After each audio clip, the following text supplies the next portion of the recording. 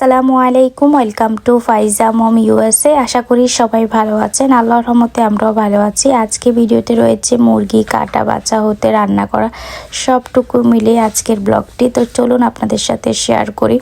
তো যখনই বাংলাদেশে কথা বলে ফাইজা ওর পুপির সাথে, ফাইজা তখন ভিডিও কলে চিকেন করে ডাকে। তো ভাবলাম ওকে সামনাসামনি চিকেন এনে দেখায়, আস্ত একটা চিকেন, যে চিকেন দেখতে কেমন সামনাসামনিও দেখুক। আমরা এখন চিকেনটাকে জবাই করব, জবাই করব। ওজন আছে।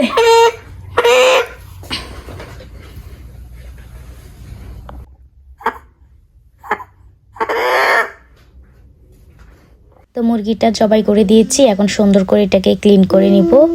তো এই যে ক্লিন করে এখানে আমি হাফ মুরগি নিয়েছি আর 2 পিস রান নিয়েছি, আমাদের দুজনের জন্য 2 পিস নিয়েছি।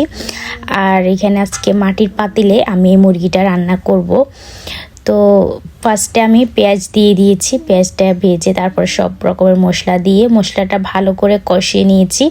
কষানো হয়ে গিয়েছে, এখন এখানের মধ্যে আমি মুরগির মাংসগুলো দিয়ে দিব। তো এই যে এখানে মুরগির মাংসগুলো সবগুলো দিয়ে দিতেছি। আর রানগুলো এত বড় বড় ছিল, 2 পিস রান এখানের মধ্যে দিয়েছি আর কিছু মাংস হাড্ডি অ্যাড করেছি সাথে, আর হাফ রেখে দিয়েছি পরে রান্না করব।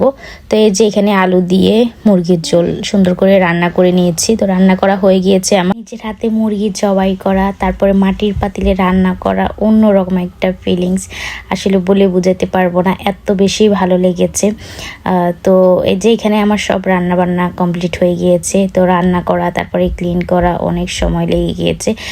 4টা বাজে কিচেনে ঢুকেছি, রাত্রে 8টা বাজে কিচেন থেকে বের হয়েছি। কাজ সব সেরে গোসল গা ধুয়ে তারপরে খেতে বসেছি। তো আমার হাজব্যান্ড বলতেছে দাও তোমাকে আমি রানটা প্লেটের মধ্যে দিয়ে দিই।